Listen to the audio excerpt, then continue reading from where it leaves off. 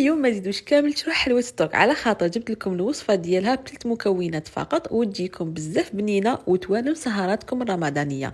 تبعوا معايا حتى لافين. الوغ نحتاجو 2 كيلات تاع الحضا وكيلة تاع سكر غلاس، دو بريفيرونس تغلب اللحظة سكر غلاس باش ما تجيش حلوة. زيدوا لها قرصان ملح باش نعدلوا المذاق، ونزيدوا تاني شويه لافاني. والسر كامل سيكون نلموا حلوه الترك تاعنا ثالث مكون بالطحينه، تحبوا تشروها ولا تخدموها في الدار.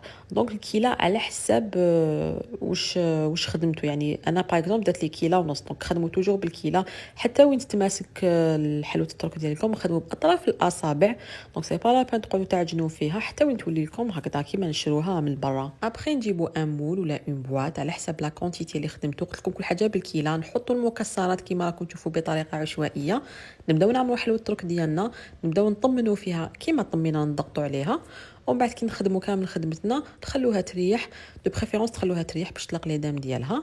ابري شوفوا ماما نحيتها خرجتها بزاف شابه بنينه، وما تقدروش تيماجينوا ما تقهمش كاع كيما اللي نشروها. وزيد على هذا بزاف صحيه، فيها الدجلان، فيها نعرفوا كامل فوائد الدجلان الصحه، فيها الحظه. ما تنساوش تخلوها وتحتفظوا بالوصفات تلقاوها في سهراتكم رمضانيه. وتاني تسويبيوني في الانستغرام اللي حنبارطاجي فيه تاني دوت غوسيت.